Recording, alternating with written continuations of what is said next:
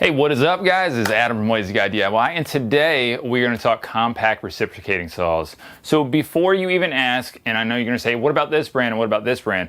Well, this one is specifically, we're going to be looking at the RIDGID Octane. This is it's a one-handed reciprocating saw, although I will always use two hands on a reciprocating saw unless it's, I don't know, cutting something crazy up there. But anyway, we're going to talk specifically about this one, and we're going to put it head-to-head against a couple popular subcompact reciprocating saws. We're going to do the Makita and the Milwaukee, and just for fun, we're going to compare them all to this 36 volt double battery Makita as well, just to see it head to head, to see what a full size looks like against it. So let's take a look at these tools first, and then let's talk some more. The RIDGID 18 volt Octane one-handed reciprocating saw, model R86448B, lists for about $130. It's got orbital action for wood cutting or non-orbital for metal cutting. Its unique design is made for one-handed applications and reduced vibration.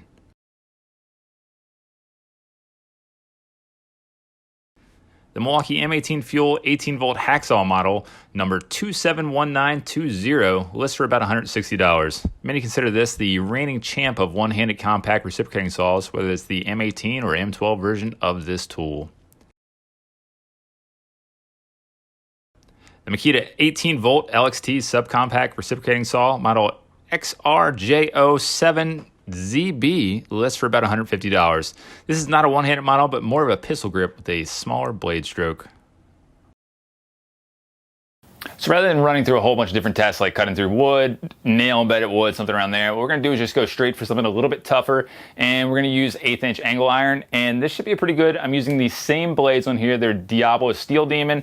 Each one has the exact same blade, even the big 36 volt Makita.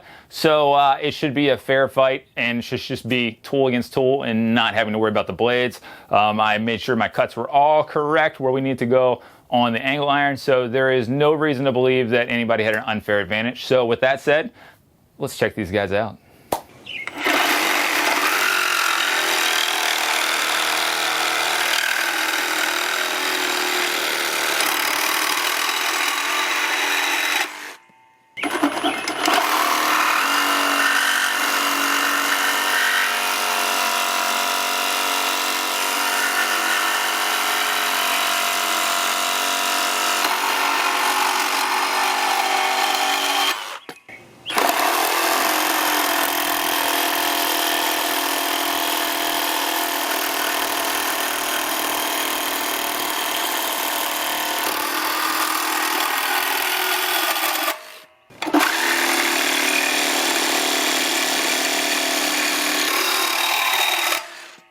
All right, let's talk the good, the bad, and ugly about these tools. Well, first off, with the RIDGID here, with the Octane battery that we talked about before, it's supposed to add a little extra oomph of power if there's more difficult cutting. And with the angle iron, there was definitely a little resistance on this one compared to the other ones. And once it started going, it was fine.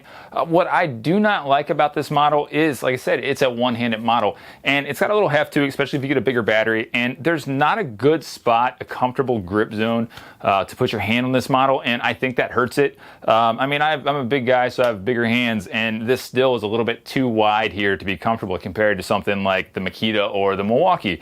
So while it is a good one if you're on the battery platform, go for it. I mean, it is a different design than pretty much anything else out there that I've seen. So if it's your thing, go for it.